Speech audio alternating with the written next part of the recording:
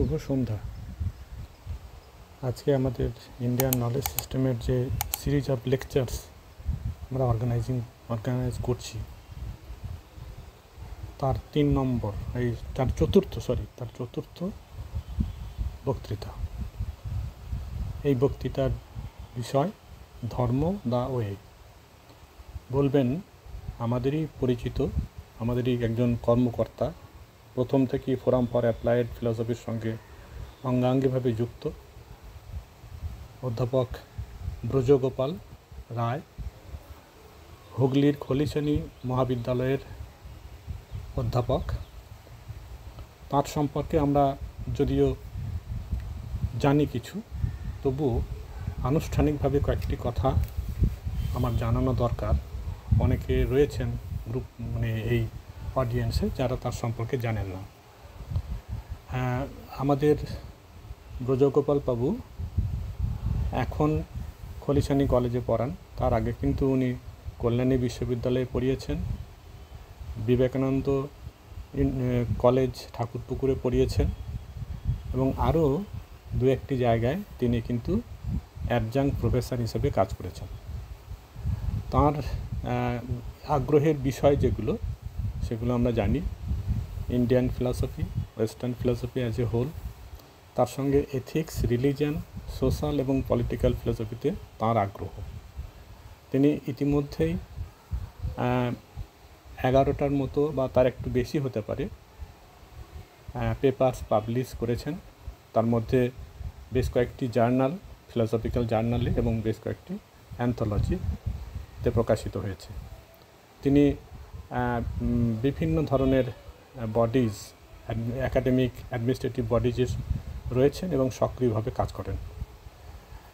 এই সামান্য একটু পরিচয় দিয়ে আমরা অনুরোধ করছি অধ্যাপক ব্রজগোপাল রায় স্যারকে তার বক্তব্য উপস্থাপন করার জন্য।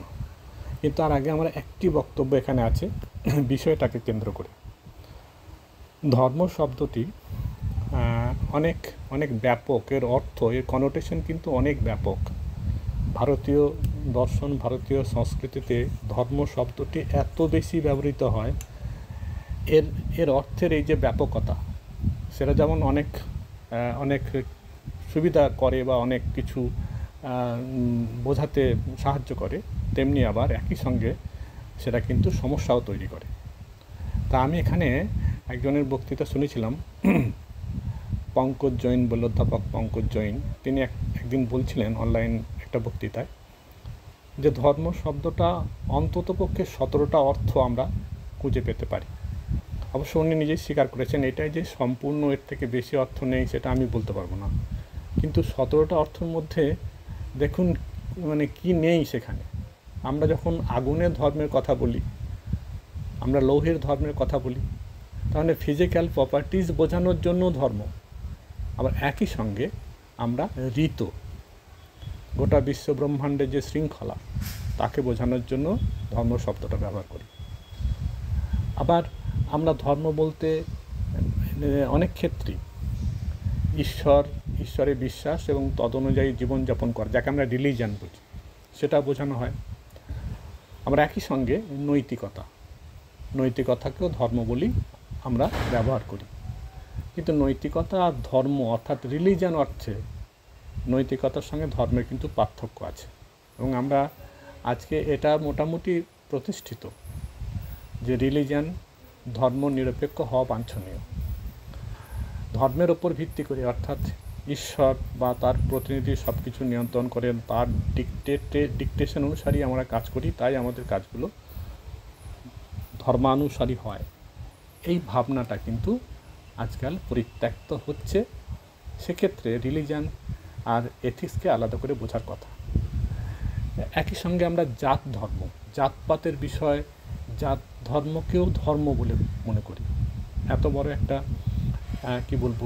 নিকৃষ্ট আচরণ আজকের দিনের পরিপ্রেক্ষিতে যদি আমরা ভাবি, সেটাকেও আমরা ধর্ম বলে বুঝি। সেজন্য ধর্মের কথার এই যে অতিব্যাপ্তি, অতিরিক্ত ব্যাপকতা, এটা অনেক সমস্যা তৈরি করে। আমি এই কথা বলে শেষ করব যে আমার মনে হয় যে ধর্ম কথাটির যে কনোটেশন, তার কেবলমাত্র 20%, কেবলমাত্র 20% যে অর্থে রিলিজিয়ান আমরা বলি সেই রিলিজিয়ানকে বোঝায়। আর রিলিজিয়ান বলতে কি বোঝায় এটাও আমাদের কাছে সবার কাছে খুব একটা পরিষ্কার থাকে না কখনো কখনো। তাই বলি রিলিজিয়ান বলতে মোটামুটি 3টে জিনিস বোঝায়।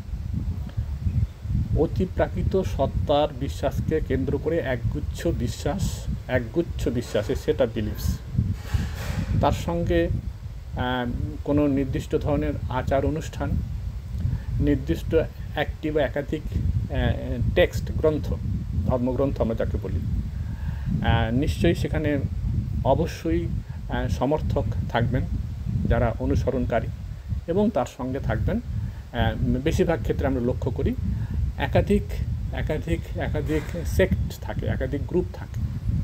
যেহেতু এগুলো বিশ্বাস নির্ভর বিষয়, তার ব্যাখ্যা বিশ্লেষণ করতে গিয়ে সকলেই একমত হবেন তা হন না, সেই জন্য একাধিক গ্রুপের সৃষ্টি হয়। এই হচ্ছে আমাদের রিলিজিয়ান বলতে আমরা যা বুঝি।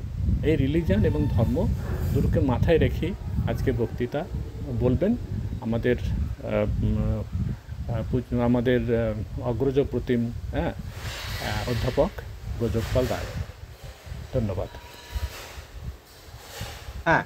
নমস্কার, শুভ সন্ধ্যা। আজকের এই আলোচনায় আমার টপিক হচ্ছে ধর্ম দাওয়ে।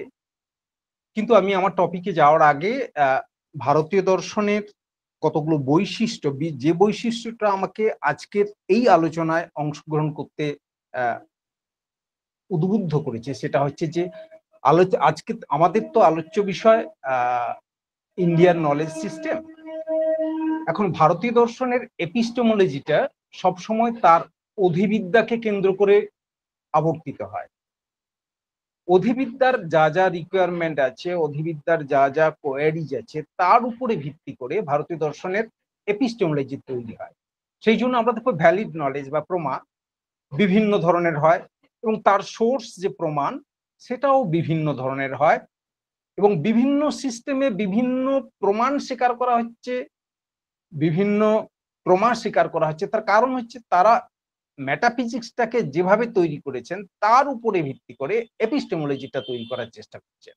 অর্থাৎ আমি যা জানতে চাই, আমার যে অধিবিদ্যার যে সমস্ত কোয়ারিজ গুলো আছে তার উপরে ভিত্তি করে আমার নলেজের সোর্স কি হবে, আমার নলেজের নেচার কি হবে, আমার এপিস্টেমোলজির কাঠামোটা কিভাবে তৈরি করব, সেই মেটাফিজিক্সের উপর ভিত্তি করেই তৈরি হয়। এইটা ইন্ডিয়ান ফিলোসফির একজন নিজস্ব বৈশিষ্ট্য, এবং এই বৈশিষ্ট্যকে কেন্দ্র করে আজকের যে আলোচনাটা করতে চাইছি, যেটা IKS এর যথেষ্ট উপযোগী হবে বলে আমার মনে হয়েছে, সেটা হচ্ছে যে ভারতীয় দর্শনের মেটাফিজিক্সের প্রথম সূত্রপাত, এটা হচ্ছে যে পুরুষার্থ। অর্থাৎ এই যে পুরুষার্থ, এটা একটা সংস্কৃত শব্দ, দুটো শব্দের সংযোগ, একটা হচ্ছে পুরুষ আর একটা হচ্ছে অর্থ।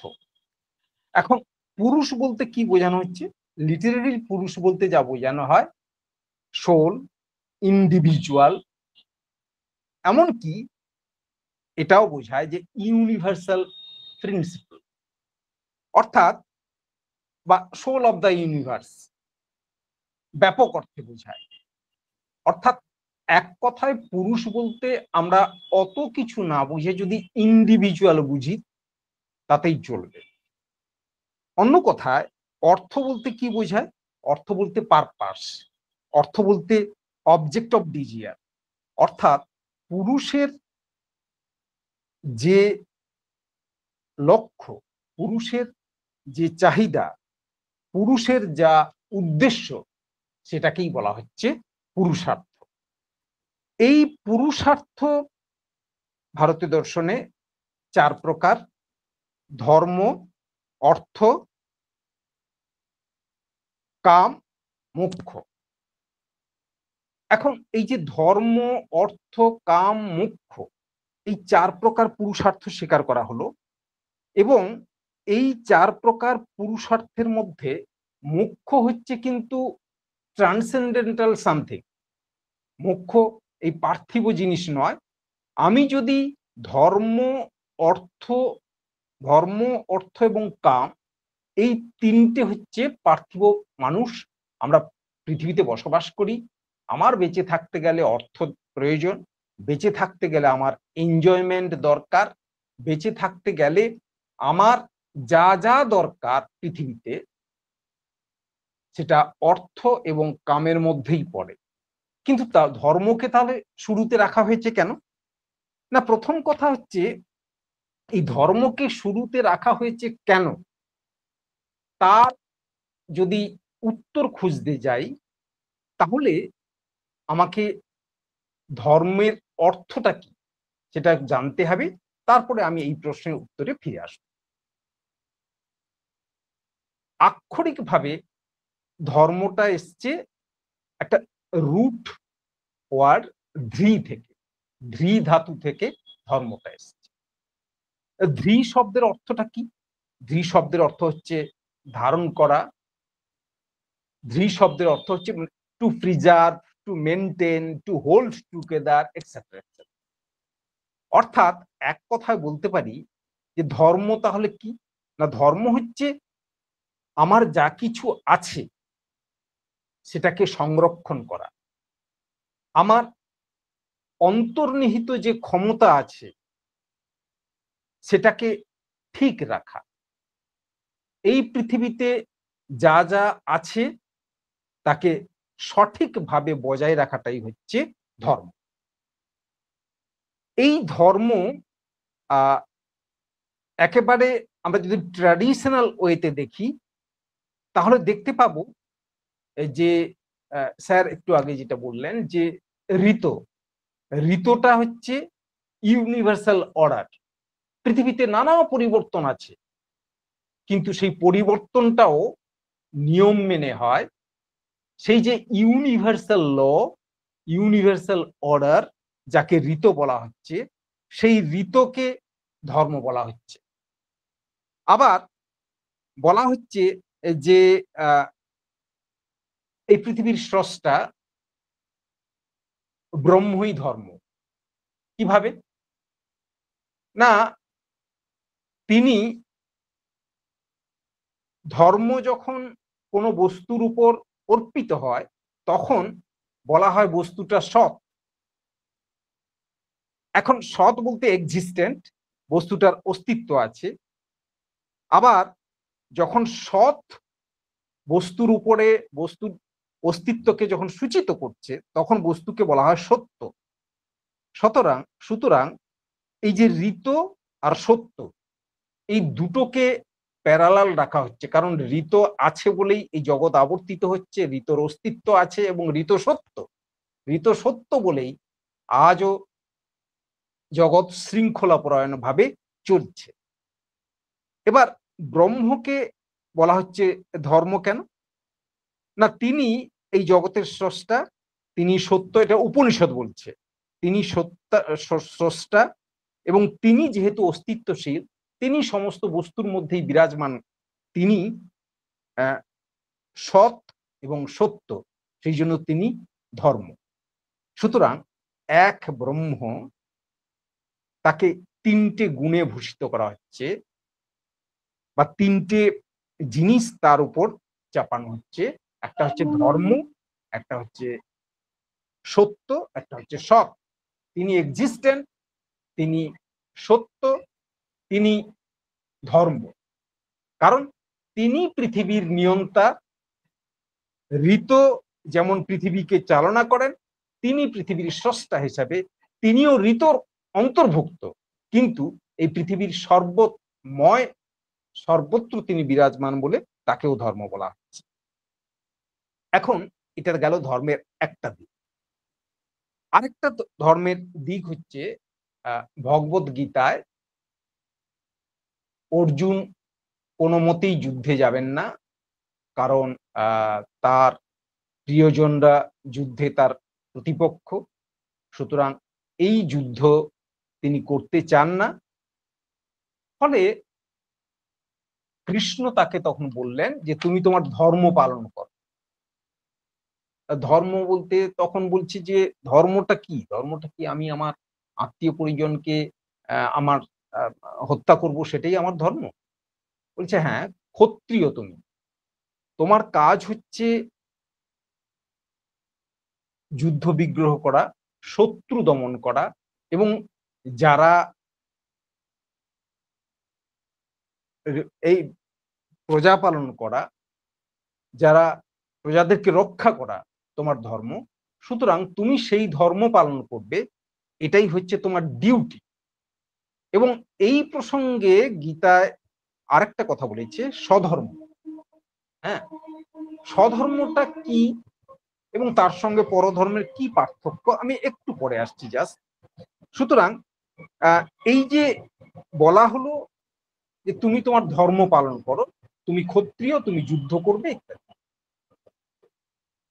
এখানে মনে রাখতে হবে এই যে ধর্ম বলতে দুটো দিক আছে ধর্মের। গীতা দেখাচ্ছে একটা হচ্ছে বর্ণ ধর্ম আর একটা হচ্ছে আশ্রম।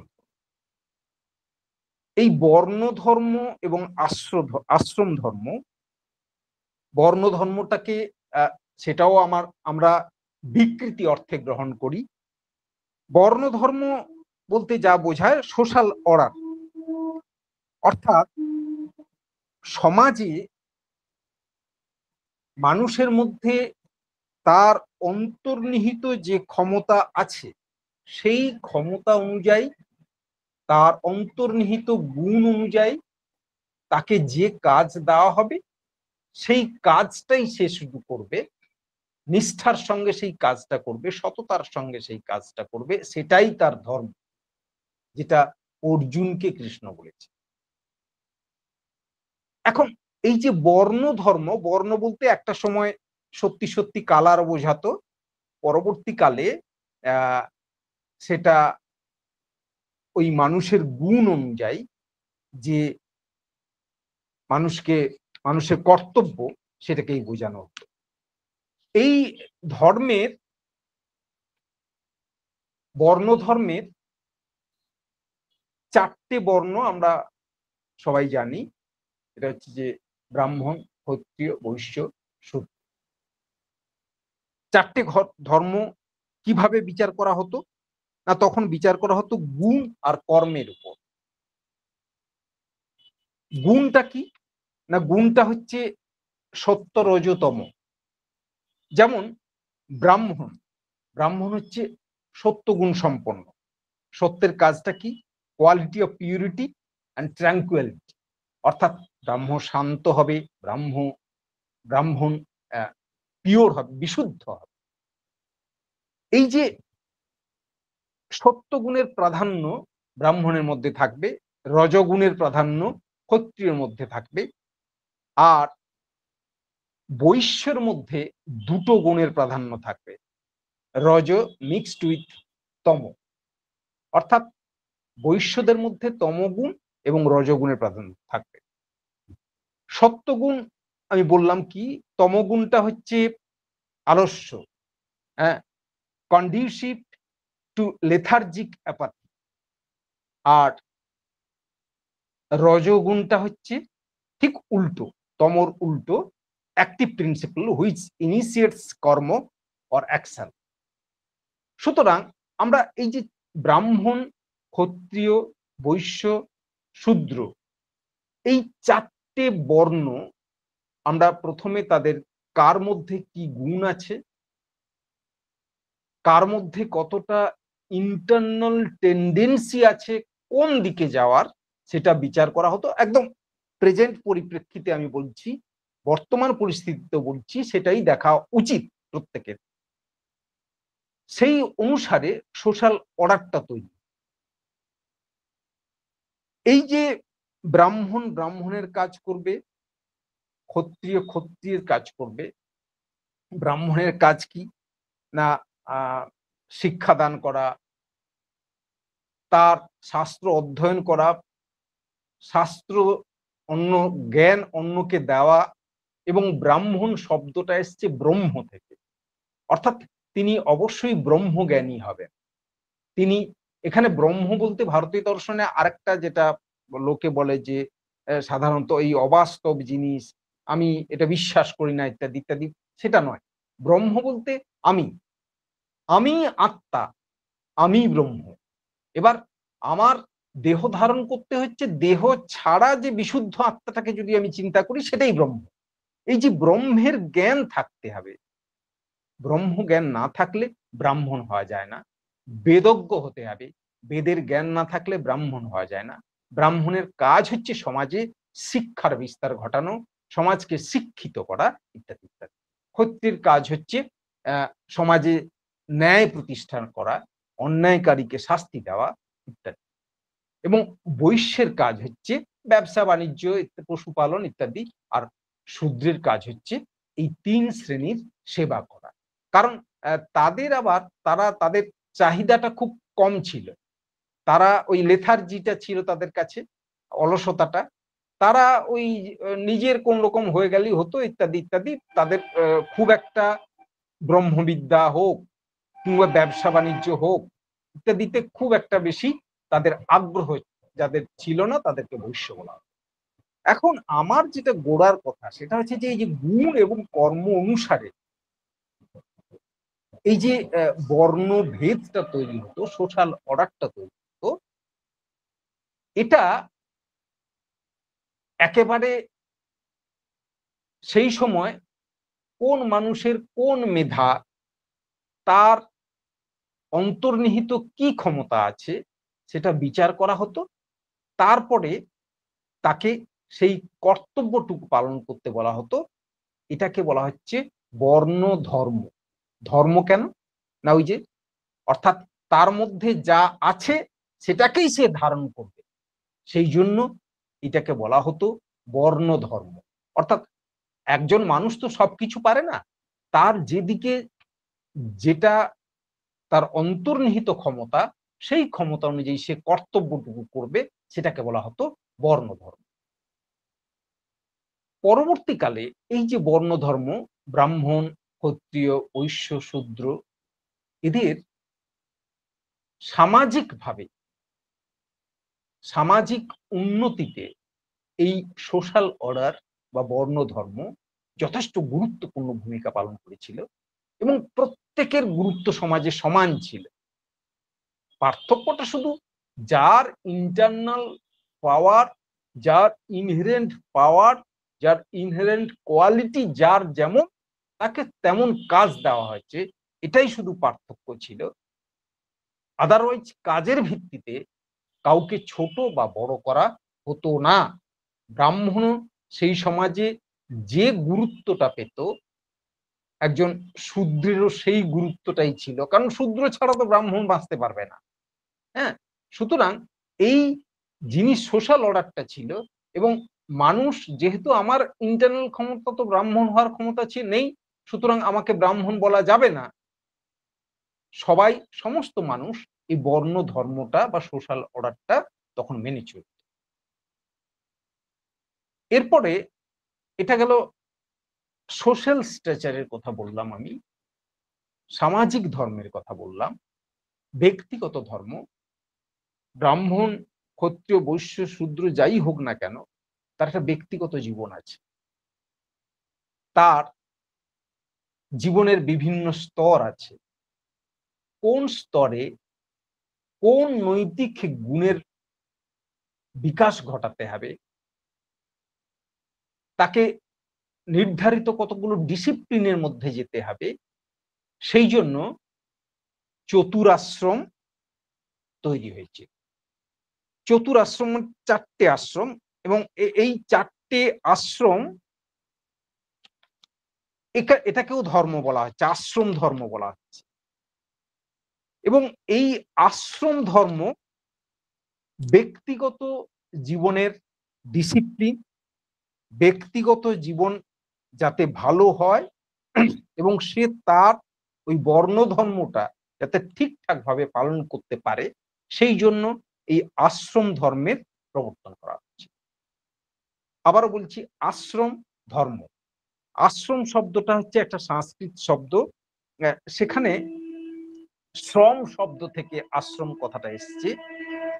এই শ্রম শব্দের অর্থ কি? সাফার। অর্থাৎ তুমি তোমার জীবনকে একটা একটা ধারাবাহিক প্রোগ্রেসের মধ্যে নিয়ে নিতে হবে, কষ্টের মধ্য দিয়ে নিতে হবে, জীবনটাকে তৈরি করতে হবে। এই যে আশ্রম, সেখানে চতুরাশ্রমের কথা বলা হচ্ছে, এবং এই চতুরাশ্রম, যে 4টে আশ্রমের কথা বলা হচ্ছে, ব্রহ্মচর্য, গার্হস্থ্য, বানপ্রস্থ, সন্ন্যাস।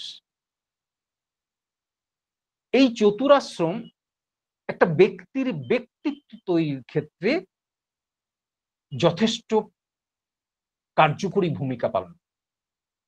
প্রথম যে আশ্রমটা, নামটা শুনলেই বুঝতে পারবেন, ব্রহ্মচর্য, মানে ব্রহ্মে চরতি, আমার অবস্থান থাকবে ব্রহ্ম।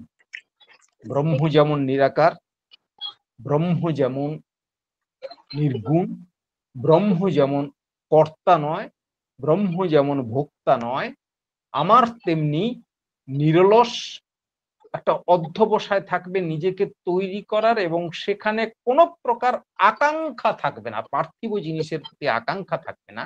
সেইভাবে একটা শিশুকে, সেইভাবে প্রথম পাঠদানটা শুরু হতো, কোনো প্রকার যাতে তার কামনা বাসনা তাকে বিপদগামী না করে, কামনা বাসনা তার ধর্ম থেকে তাকে বিচ্যুত না করে, তার অন্তর্নিহিত যে ক্ষমতা, যে বর্ণ ধর্ম আছে, সেটা যাতে পালন করতে পারে ঠিকঠাক ভাবে, সেই জন্য চতুরাশ্রমের প্রথম আশ্রম ব্রহ্মচর্য, গুরুগৃহে গিয়ে সেই শিক্ষা নিত, নৈতিক শিক্ষা, নীতি শিক্ষার মধ্য দিয়ে প্রথম পাঠদানটা, প্রথম অধ্যায়টা শুরু হতো।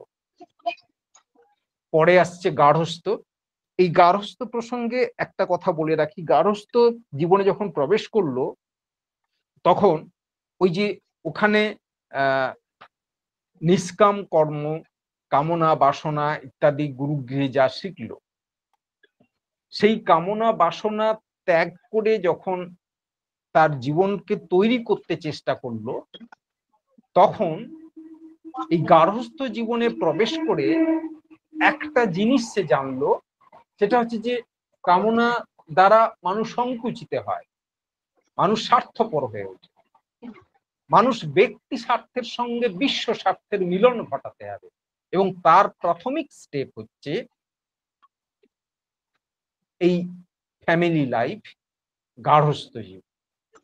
যখন ফ্যামিলিতে প্রবেশ করলো, ফ্যামিলির তো প্রবেশ করার ফার্স্ট স্টেপ হচ্ছে ম্যারেজ। ম্যারেজ মানে একটা দায়িত্ব নিতে হচ্ছে, এবং এই যে দায়িত্বটা নিল, দায়িত্ব নিয়ে তখন সে কি করলো না, শুধু নিজের কথা ভাবলো না, অন্যের কথা ভাবতে চেষ্টা করলো। এই এই এই যে ব্যক্তি সত্তার সঙ্গে বিশ্ব সত্তার মিলনের প্রথম ধাপ পরিবার, পরিবার থেকেই শুরু হচ্ছে, এবং সেই প্রথম ধাপের প্রথম শুরুটা হচ্ছে ম্যারেজ, একটা বন্ধন। হ্যাঁ, এখন অনেকে বলছে এই বন্ধন তো মানুষকে সংকীর্ণ করে তোলে। রবীন্দ্রনাথ এই বিষয়ে একটা মূল্যবান কথা বলেছেন। হ্যাঁ, মানুষ স্বার্থপর হয়, আবার অতি বড় স্বার্থপরও তার অন্তর্নিহিত একটা উদারতা আছে। হ্যাঁ, একজন মানুষ প্রচুর কৃপণ, প্রচুর স্বার্থপর, কাউকে কোনো কিছু দান করতে চায় না, কিন্তু সে সেটা করছে কেন না, তার সংসারের ওই মানুষজনের কথা ভেবে, তার যে উত্তরসূরি তাদের কথা ভেবে সে এটা করছে। তার মানে কি, প্রত্যেকটা মানুষের হৃদয়ে অন্তর্নিহিত অবস্থান, অন্তর্নিহিত ব্যাপ্তি, বিশ্বর মাঝে তার একটা উদারতার জায়গা, তার একটা ভীষণভাবে অন্যের সঙ্গে একাত্ম হওয়ার একটা ধর্ম তার মধ্যে কাজ করে।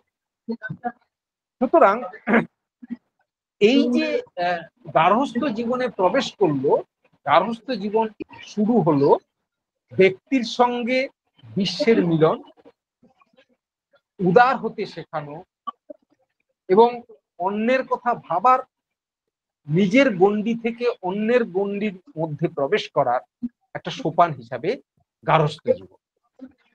বানপ্রস্থ জীবন, বানপ্রস্থ জীবন কি না, যখন গার্হস্থ্য জীবনের তার সমস্ত কাজকর্ম শেষ, একটা নির্ধারিত সময়ে, তার নির্ধারিত বয়সে তাকে বানপ্রস্থ বলতে এখানে যে অরণ্য জীবন ইত্যাদি ইত্যাদি এই সমস্ত দিকগুলো একেবারেই আমি আলোকপাত করছি না, এবং এটা কতটা সত্যতা তা নিয়ে অনেকের মধ্যে, বিশেষ করে রাধাকৃষ্ণান তার লেখাতে লিখেছেন যে এই ধরনের কথা ছিল না।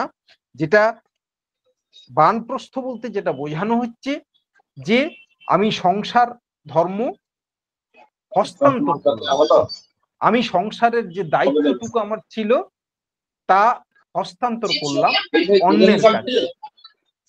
এই যে হাউস হোল্ডার থেকে শুরু করে আস্তে আস্তে তপস্বী হয়ে উঠছে, সংসারের বন্ধন থেকে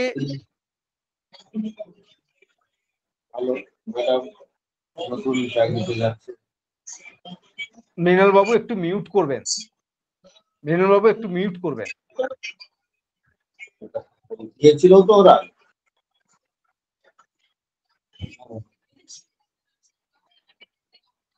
এই সংসার জীবন থেকে আস্তে আস্তে তার মন তপস্যা এবং নিজেকে কন্ট্রোল করার জন্য, আত্মনিয়ন্ত্রণ করার জন্য, আত্ম উপলব্ধির জন্য প্রথম প্রস্তুতির পর্বটা হচ্ছে অর্থাৎ অন্যের উপর তার সংসারের দায়িত্ব অর্পণ করে যথাযোগ্য উত্তরসূরি। Sorry for the interrupt sir. Santosh sir, আমার মনে হয় আপনি ওনাকে আপনার এন্ড থেকে মিউট করে দিতে পারবেন, একবার একটু দেখুন তো।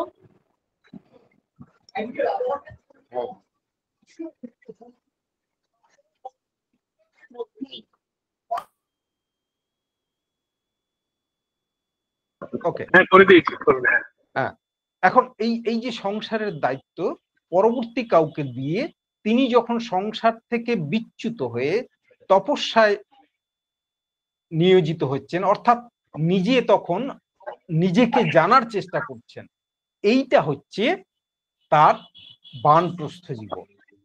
এবং বানপ্রস্থটা মনে রাখতে হবে, সন্ন্যাস তার পরের স্টেপ। বানপ্রস্থে তিনি সংসার থেকে বিচ্যুত হচ্ছেন, সংসারকে আস্তে আস্তে কাটিয়ে নিজেকে জানার চেষ্টা করছেন, এই যে আত্মজ্ঞান লাভের চেষ্টা করছেন, এবং তার পরবর্তী পর্যায়ে সন্ন্যাস। এই সন্ন্যাস কিন্তু লাস্ট স্টেজ, যেখানে তিনি স্পন্টেনিয়াসলি সেলফ কন্ট্রোলটাকে অকুপাই করছেন, এবং সেলফ কন্ট্রোলটা তার এসে গেছেন, এবং সেলফ কন্ট্রোল বা আত্মনিয়ন্ত্রণের মধ্য দিয়ে তিনি নিজেকে তৈরি করছেন।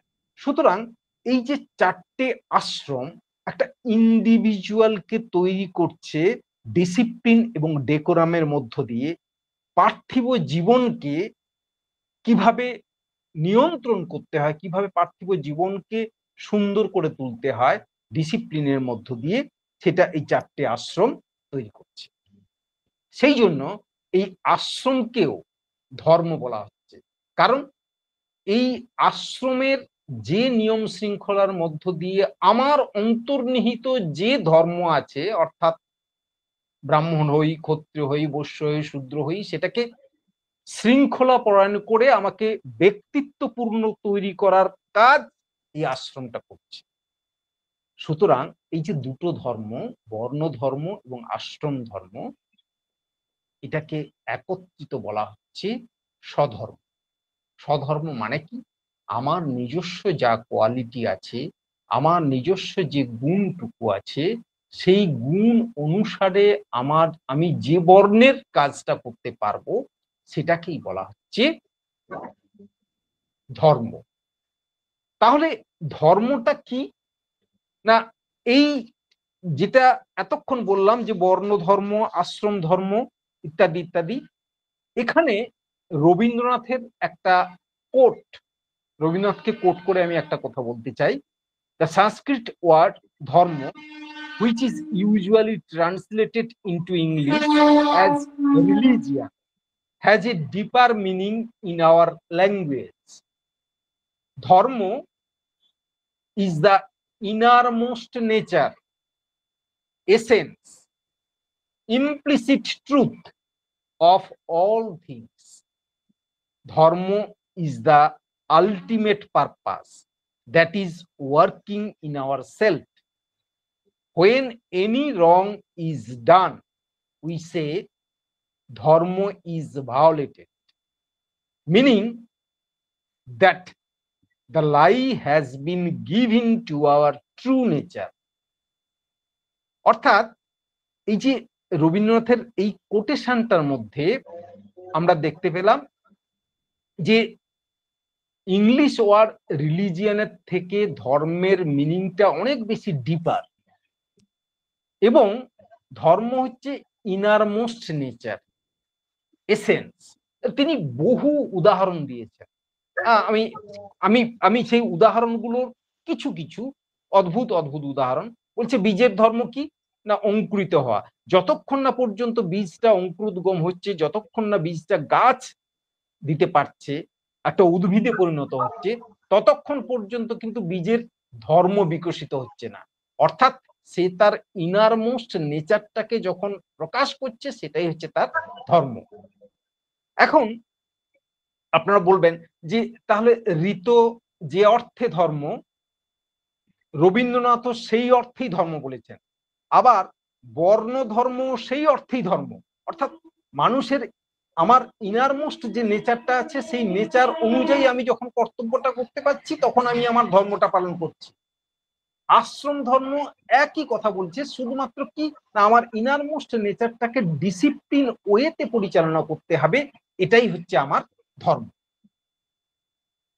সুতরাং এই যে ধর্মের নানা অর্থ হয়, যেটা স্যার বলছিলেন, অ্যাকচুয়ালি ধর্মের সমস্ত অর্থগুলো, যেমন সমস্ত নদী গিয়ে একটা সাগরে মিলিত হয়, ঠিক তেমনি সমস্ত অর্থগুলোর একটা অর্থ আছে, সেটা হচ্ছে ইনার মোস্ট অর্থ, সেটা হচ্ছে যে ওই আমার এসেন্স, ইনার মোস্ট নেচার, এটাই হচ্ছে আমার ধর্ম।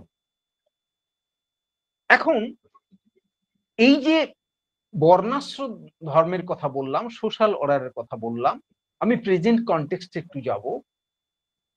ওটা ছিল সোশ্যাল অর্ডার, ক্লাস।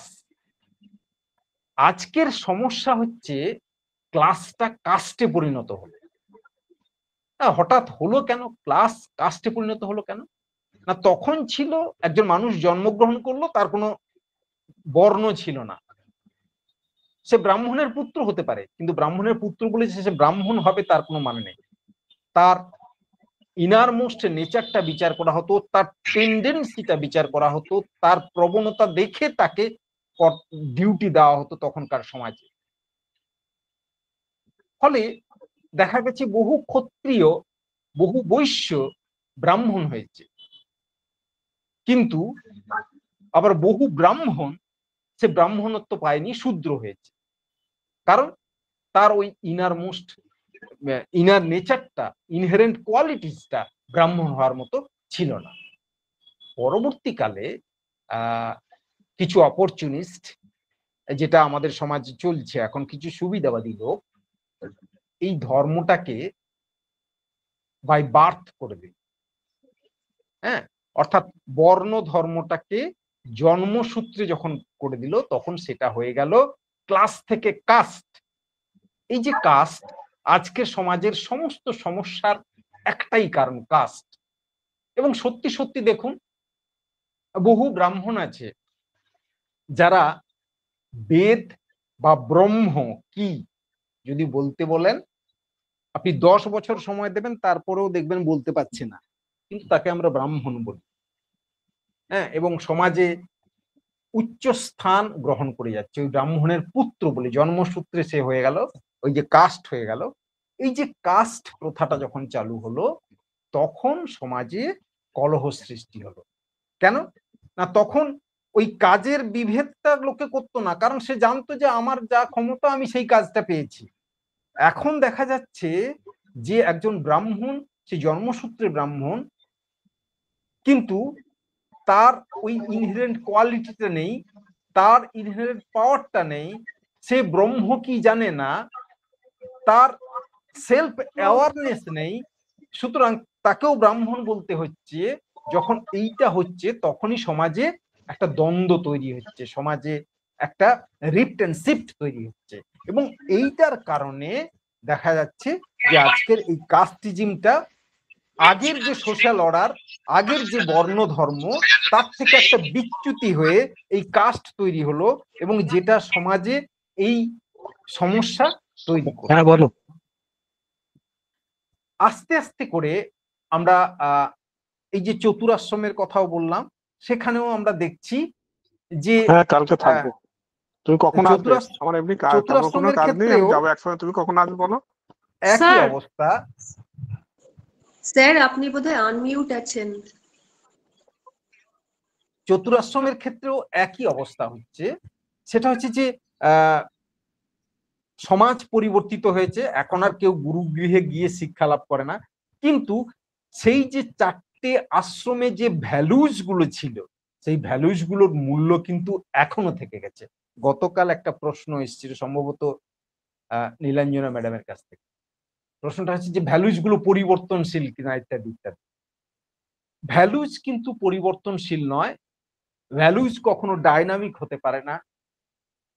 ভ্যালুজটা সময়ের প্রেক্ষিতে আমি কিভাবে ভ্যালুজটাকে প্রয়োগ করব, এই যে অ্যাপ্লিকেশন অফ ভ্যালুজ, সেটা পরিবর্তিত হচ্ছে। যেহেতু সমাজ পরিবর্তিত হচ্ছে, আগের মতন এই চারটে আশ্রমের রিজিডলি ওয়াটার টাইট কম্পার্টমেন্ট করে এখন আমরা দেখাতে পারবো না।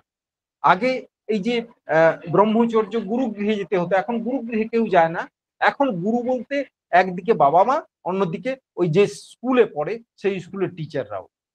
সুতরাং গুরুগৃহে যখন যেত তখন শুধুমাত্র গুরুকে ইমিটেট করত, এখন ছেলে মেয়েদেরকে বাবা মাকে ইমিটেট করতে হচ্ছে, আবার টিচারদেরকেও ইমিটেট করতে হচ্ছে।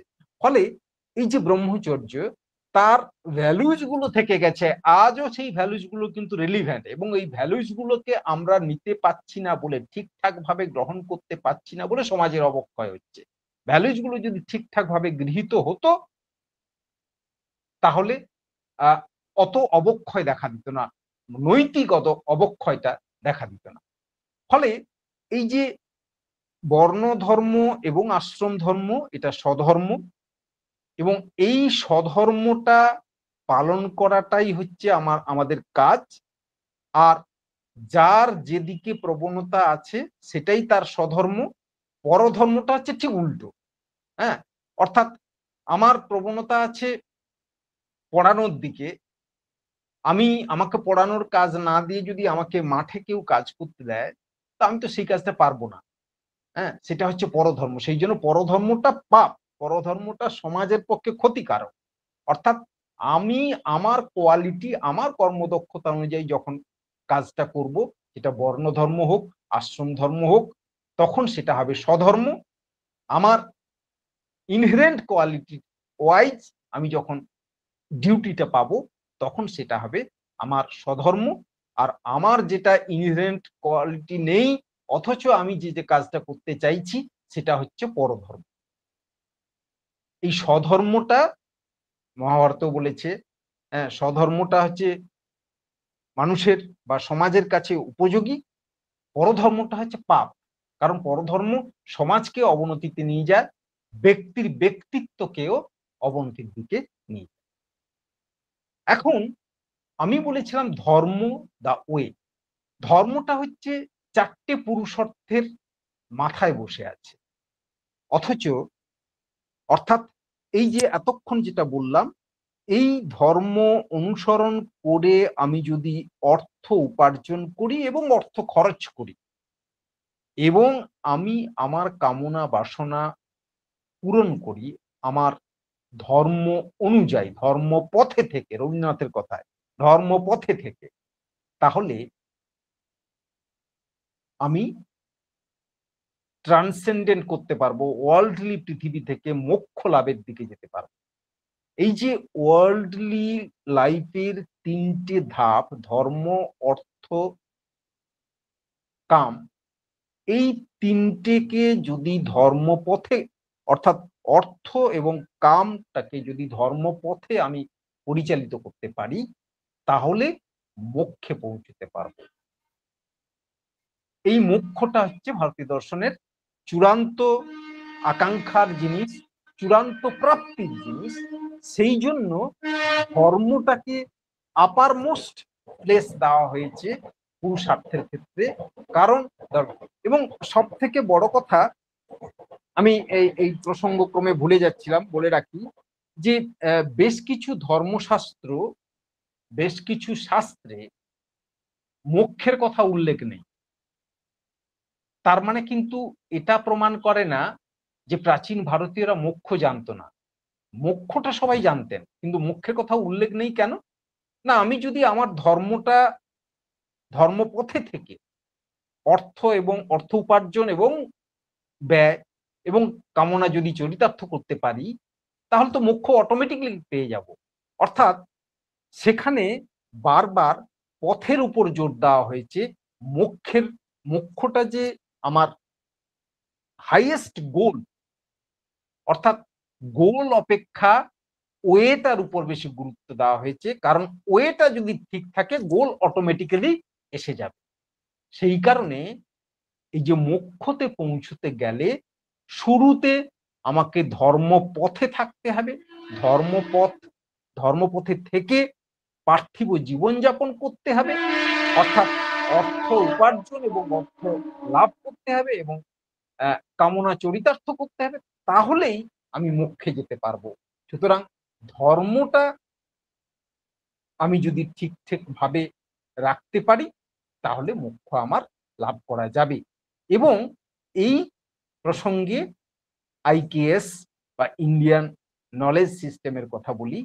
এখানেই ভারতীয় দর্শন বলছে যে আত্মজ্ঞান যা যদি হয়ে থাকে, আত্মনিয়ন্ত্রণের মতো, এই বর্ণ ধর্ম, আশ্রম ধর্ম, এগুলো প্রত্যেকটাই আত্মনিয়ন্ত্রণের মধ্য দিয়ে যদি পরিচালিত করতে পারি তাহলে আমার মোক্ষ লাভ সম্ভব। এবং সেই আত্মনিয়ন্ত্রণ সম্ভব হবে তখনই আত্মজ্ঞান লাভ যদি করতে পারি। আত্মজ্ঞান হচ্ছে এপিস্টেমোলজির চরম পর্যায়ের জ্ঞান, যা ইনটিউটিভ নলেজ, যা শুধুমাত্র অন্তর দিয়ে উপলব্ধি করা যায়। সুতরাং ধর্ম পথে থেকে সেই আত্মজ্ঞান লাভ সম্ভব। আমি আমার বক্তব্য শেষ করছি, এবার বলুন।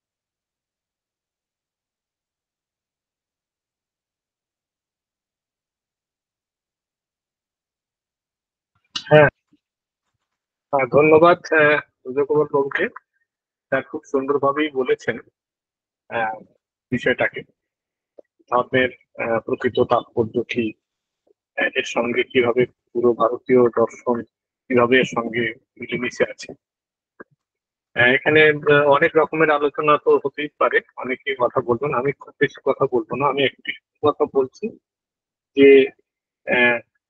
যেভাবে বর্ণভেদের প্রতি এখনো অনেকের কিছুটা সফট কর্নার আছে, এবং কিন্তু অনেক প্রশ্ন আছে যে 4টে ক্যাটেগরিতে আমরা কিভাবে এত মানুষকে ভাগ করতে পারি।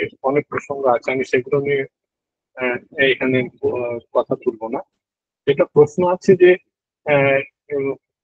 বংশ, যেটাকে আমরা বলছি যে কর্ম এবং যার যেটা নেচার, সেই অনুসারে ঘটনাগুলো ঘটবে। যে শূদ্রকে ব্রাহ্মণ ঠিক নয়, এবং মনে করা হচ্ছে পরবর্তীকালে বিভিন্ন কারণে সেটা অন্যরকম চেহারা নিয়েছে, জাতপাতের প্রশ্নটা এসেছে। কিন্তু একই সঙ্গে এটা যদি আমরা দেখি মনুসংহিতার প্রথম দিকে কয়েকটি মাত্র শ্লোক যেটা আপনি পড়েন, সেখানে কিন্তু আস্তে আস্তে পরিষ্কার বলা হচ্ছে যে ওই কর্মগুণ, স্বভাব, তার থেকে সরে এসে বলছে ব্রাহ্মণ বংশের জন্মালেই সে ব্রাহ্মণ হয়। এই কথাগুলো কিন্তু শাস্ত্রেও আছে। এটা এমনটা নয় যে শাস্ত্র এগুলো কখনোই অ্যালাউ করেনি, এগুলো সব আপনামনি হয়ে গেছে, এরকম কিন্তু নয়। আমি শুধু এইটুকু কথা বলছি, বাকিরা আলোচনা করবেন।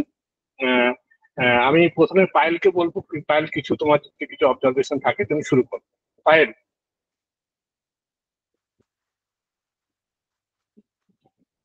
পায়েল শুনতে পাচ্ছ? পায়েল চট্টোপাধ্যায়।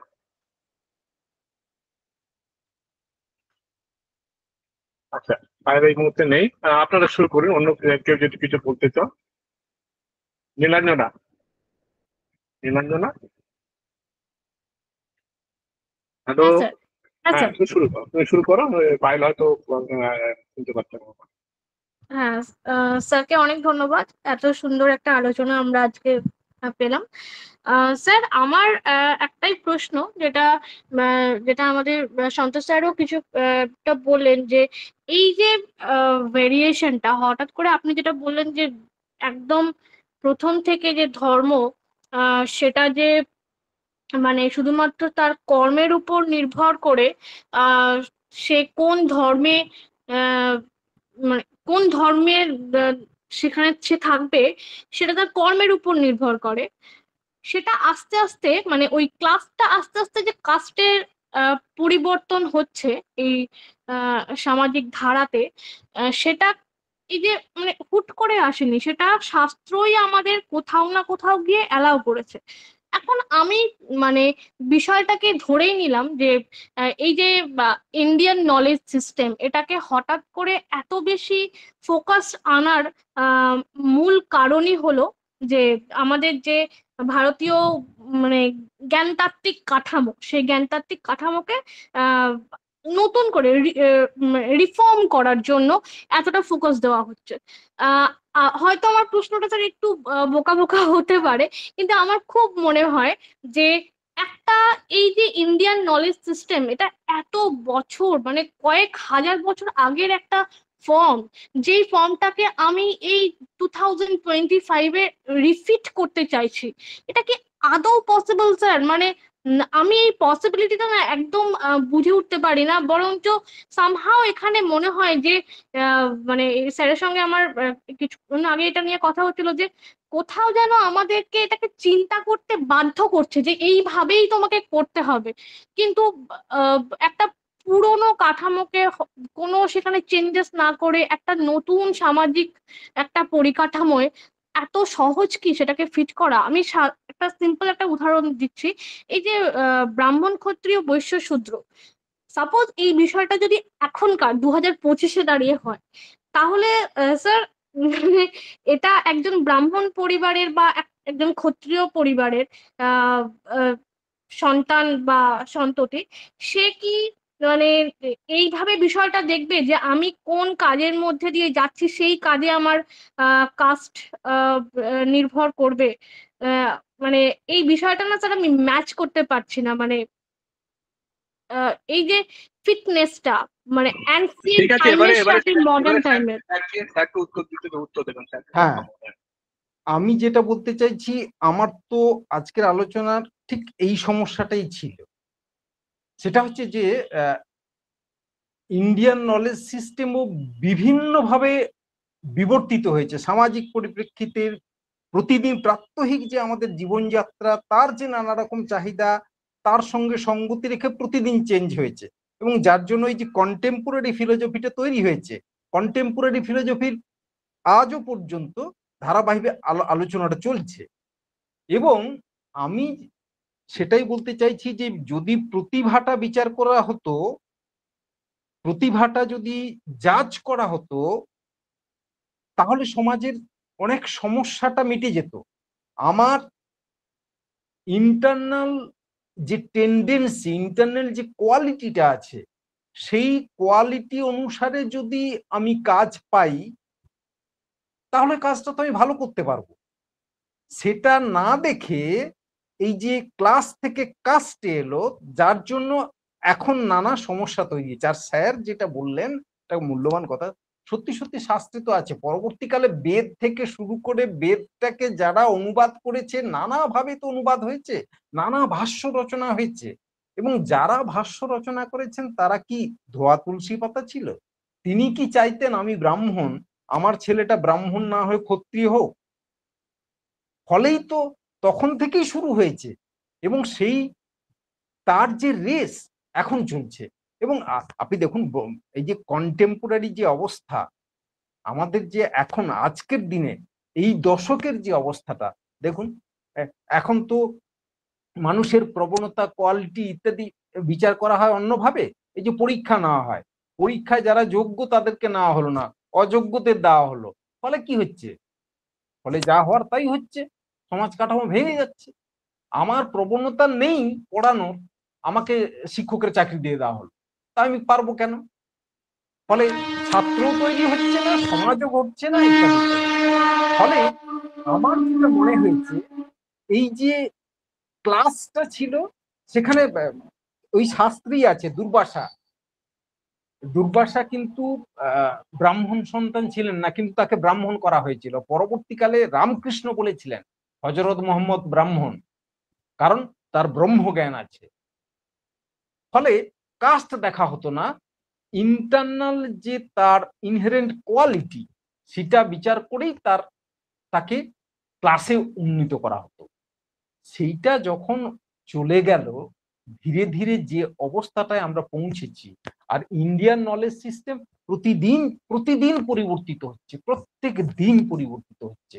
আমরা রবীন্দ্রনাথ, বিবেকানন্দ, রাধাকৃষ্ণন, ইকবাল ইত্যাদি যদি পড়ি, তাদের নলেজ সিস্টেমটা দেখব, যদিও তারা বৈদিক যুগ বা বেদকে কাঠামো করেই তারা তাদের মতো করে একটা কাঠামো তৈরি করেছেন, কারণ তারা যে সময় জন্মগ্রহণ করেছিলেন সেই সমাজের পরিপ্রেক্ষিতে ইন্ডিয়ান নলেজ সিস্টেমটা কেমন হবে সেটা তো ভেবেছিলেন। বর্তমান আমাদেরকেও ভাবতে হবে। হ্যাঁ, সুতরাং নীলাঞ্জনা ম্যাডাম যেটা বললেন, যে সত্যি সত্যি সময়ের পরিপ্রেক্ষিতে ফিলোসফিটাকে এক জায়গায় বসিয়ে না রেখে তার অগ্রগতির কথা ভাবতে হবে, তাকে আজকের দিনের পর্যায়ে আনতে হবে, এবং সেই জন্যই আমাদের এই ফোরামটা তৈরি করা হয়েছিল। আমার মনে হয় মানে আমাদের উদ্দেশ্য ছিল, প্রথম দিন এই কথাটাই বলেছিলাম, যে আমরা যুগের সঙ্গে তাল মিলিয়ে চলবো। হ্যাঁ, এখন সেটা করতে গিয়ে অনেকের কাছেই খারাপ হবো, বিশেষ করে স্বঘোষিত পণ্ডিত যারা, তারা তো আমাদেরকে অত সহজে মেনে নেবেন না, তারা তাদের স্ট্যান্ড পয়েন্টে থাকবেন, সেটা থাকতেই পারেন, কিন্তু আমি আমার যুক্তি দিয়ে বোঝাবো যে এটা এই হয়েছে। ক্লাস থেকে কাস্ট আসার জন্য নানা সমস্যা তৈরি হয়েছে, এবং সেই সমস্যা চলতে থাকে, যতদিন না কাস্ট ধ্বংস হয় ততদিন চলতে থাকে। হ্যাঁ, আচ্ছা, এরপরে আর কেউ কিছু জিজ্ঞাসা করবেন? ঝাড়েশ্বর বাবু আছেন? হ্যাঁ স্যার, হ্যাঁ, বলুন। খুব ভালো লাগলো, আলোচনা খুব সুন্দর লাগছে। কিন্তু এই যে ধরেন আমরা যেগুলো আমরা আলোচনা করছি, যে ধরেন কেউ ব্রাহ্মণ পরিবারে জন্মগ্রহণ করলেও যদি তার সেই ব্রহ্মজ্ঞান যদি না থাকে, তাহলে সে ব্রাহ্মণ হবে না, এবং ক্ষত্রিয় বা শূদ্র যেই হোক, তার যদি সে জ্ঞান থাকে, সে অবশ্যই মানে ব্রাহ্মণের ধর্ম পালন করবে। এগুলো মানে কিছু ব্যতিক্রমী ক্ষেত্র হয়তো বৈদিক যুগে ছিল, কিন্তু পরবর্তীকালে এগুলো ছিল না। আমি মনুসংহিতা থেকে একটা শ্লোক পড়ছি, সেখানে শ্লোকটা দেখলেই আপনি বুঝতে পারবেন। এখানে বলা হচ্ছে, ব্রাহ্মণ জায়মান হি পৃথিব্যাম অধিজায়তে ঈশ্বর সর্বভূতানাং ধর্মকোশস্য গুপ্তয়ে। অর্থাৎ জাতমাত্রই ব্রাহ্মণ পৃথিবীর সকল লোক অপেক্ষা শ্রেষ্ঠ, এবং সকল সৃষ্ট পদার্থের ধর্মসমূহ রক্ষার জন্য প্রভু হন। তার আগেই বলা হচ্ছে, 96 নম্বর শ্লোকে বলা হচ্ছে, উৎপত্তিরেব বিপ্রস্য মূর্তি ধর্মস্য শাশ্বতী সহি ধর্মার্থম উৎপন্ন ব্রহ্ম ভুয়ায় কল্পতে। ব্রাহ্মণের দেহই ধর্মের সনাতন প্রতিমূর্তি, তিনি ধর্মের জন্য জাত এবং মোক্ষ লাভের যোগ্য। অর্থাৎ এই কথাগুলো যে আমরা বলছি যে সবটাই মানে এমনি হয়েছে, এই কথাগুলো নয়, মানে পরবর্তীকালে অনেক ধরনের ভুল ব্যাখ্যা হয়েছে আর কি। আমি আপনাকে বলছি তো, বহু অপরচুনিস্ট ছিল। মনুসংহিতার এগেনস্টে রাধাকৃষ্ণনও বলেছে, হ্যাঁ, যে মনুসংহিতার যে বিশ্লেষণ, সেই বিশ্লেষণের সঙ্গে সহমত উনিও হননি। তার কারণ হচ্ছে যে মনুসংহিতা হোক বা পরবর্তীকালে এই যে বেদটাকে যদি ধরি আমরা, বেদ ছাড়া, বেদের পরে যে ভাষ্য বা বেদকে যারা অনুসরণ করে যে সমস্ত যারা তৈরি করেছে, তারা নিজেদের স্বার্থের কথা চিন্তা করে ওই ক্লাস থেকে কাস্টে এসেছে, তখন থেকে শুরু হয়েছে। একটু মিউট করুন। হ্যাঁ, ঝাড়েশ্বর বাবু, হ্যাঁ। হ্যাঁ, বলছি যে ঠিকই আছে, আমরা তো ফিলোসোফাইজিং করছি, তখনই আমাদের একটা স্ট্রং রেফারেন্স লাগবে। তো এই জায়গাটা যদি আপনি ব্রজবাবু একটু বলেন যে এই জায়গাটা ক্লিয়ারলি মেনশন আছে, এরকম সিস্টেম চলছিল কিন্তু পরবর্তীকালে আর চললো না। তো আমরা সেই ডাটা চাই, ডাটা চাইলে আমরা তাকে হয়তো ফিলোসফিক্যালি আমরা অ্যানালিসিস করতে পারবো। তো সেই জায়গাটা একটু যদি ক্লিয়ার করেন।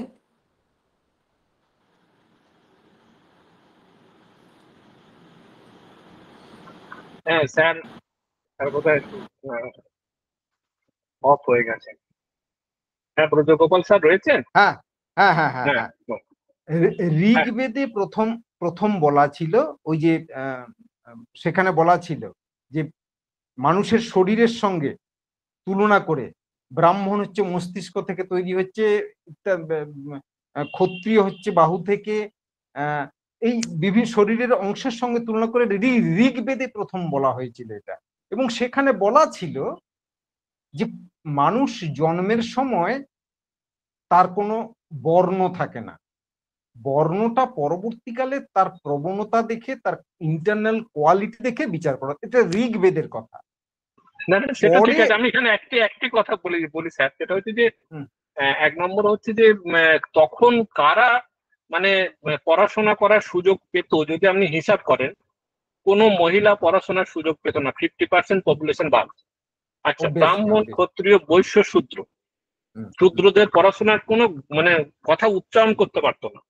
আর জনসংখ্যার বেশিরভাগই শূদ্রের মধ্যে পড়বে। আচ্ছা, তাহলে এবং মাঝখানে বৈশ্যরা কিছু এবং ক্ষত্রিয়রা, বাকি পড়াশোনার পুরো সুযোগটা শুধু ব্রাহ্মণরাই পেয়েছে। এবারে আমার মধ্যে, আমি চাষার ছেলে, আমার মধ্যে অন্যান্য গুণ বিকশিত হবার সুযোগটা কোথায় ছিল?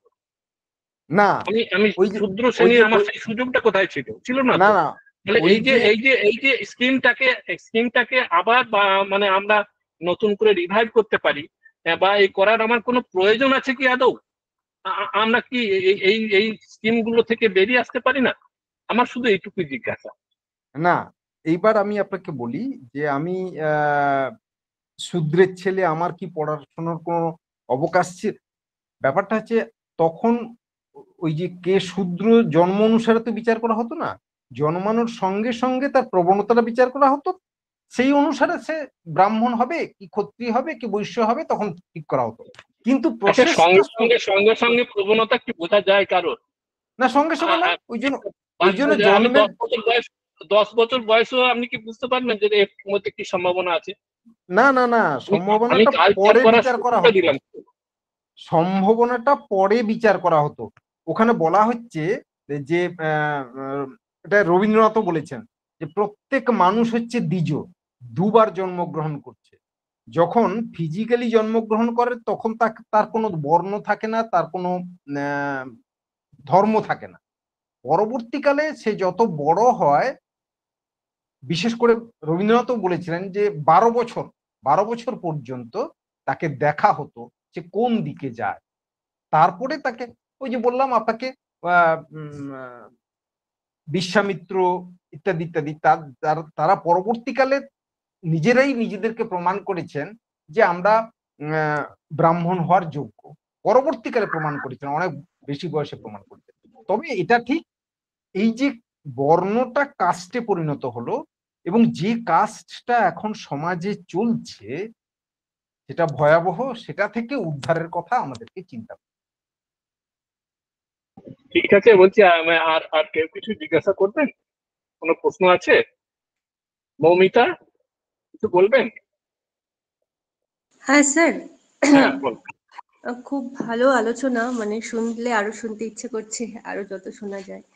তো আমার একটা জাস্ট অবজারভেশন এইরকমই, যে এই যে কাস্টের বিষয়ে যে বলা হচ্ছে, সেক্ষেত্রে এক সময় বোধহয় ছিল কাস্টের ক্ষেত্রে যত উত্তরণ করা যায় ততই যেন আমার সামাজিক মর্যাদার বৃদ্ধি হবে। মানে এরকম হতে পারে, যদি আমি ব্রাহ্মণের কথা আমার সাথে জোড়ে, তাহলে আমার সামাজিক মর্যাদা বেশি। কিন্তু বর্তমান ট্রেন্ডটা যেমন যাচ্ছে, সেখানে হয়তো সেটা অসাধু পদ্ধতি, কিন্তু তাও আমরা দেখছি যে বেশিরভাগ ক্ষেত্রে আহ মানে একটু যদি আমি ব্রাহ্মণ মানে জেনারেল কাস্ট হলে আমার সুযোগ সুবিধা কম, সুতরাং লুকিয়ে চুরিয়ে কোনোভাবে আমি যদি অন্যান্য সুযোগ পেয়ে যাওয়া কাস্টগুলোর অধীনস্থ হতে পারি, তাহলে যেন আমি সামাজিকভাবে একটু উঁচু জায়গায় পৌঁছলাম। অর্থাৎ আমি এটাই বলতে চাইছি যে ট্রেনটা কোথাও যেন একটা সুযোগ অছিলায়। হ্যাঁ ঠিক আছে, বোঝা গেছে। এবার প্রজগোপাল বাবু বলুন একটু। হ্যাঁ, ভেরি ইন্টারেস্টিং। এবং সেখানেও মানে ট্রেনটা একই, এটা হচ্ছে সুবিধাবাদীর দল। হ্যাঁ, যেখানে যার সুবিধা থাকবে সেই সুবিধাটা ভোগ করছে, সে কাস্টের নামে ভোগ করছে। আগে উচ্চ কাস্টে যেতে চাইতো, এখন নিম্ন কাস্টে যেতে চাইছে, যেখানে সুযোগ আছে সেখানেই যেতে চাইছে। সুতরাং সুবিধাবাদীর এই যে ধর্ম, এই ধর্ম চিরকাল আছে, থাকবেও। ঠিক আছে, আমরা তাহলে আজকের আলোচনা এখানেই শেষ করছি। প্রজগোপাল বাবুকে ধন্যবাদ, অনেক গুছিয়ে পুরো বিষয়টাকে স্যার উপস্থাপন করেছেন। এবং এই প্রশ্নগুলো থেকে অনেক প্রশ্ন যে উঠবে সেটা খুবই স্বাভাবিক। সেই প্রশ্নগুলো বারবার ঘুরে ফিরে আসে। আমার এই প্রশ্নটা মানে দিয়েই আমি শেষ করব যে এই যে কাস্ট লিভিং থেকে বেরিয়ে আসার জন্য আবার আমাকে ঘুরে সেই বর্ণবাদের স্কিমটা কি ধরতে হবে? তাহলে এখন এত মানুষ, তাদের কত রকমের বৈচিত্র্য, সেটাকে 4টে খোপের মধ্যে ঢোকানো যাবে কি? এইটা আমার মাথায় একদম ঢোকে না আর কি। ঠিক আছে, আমরা এখানেই শেষ করছি। সকলকে অনেক অনেক ধন্যবাদ এবং শুভরাত্রি জানিয়ে আমরা শেষ করছি। শুভরাত্রি।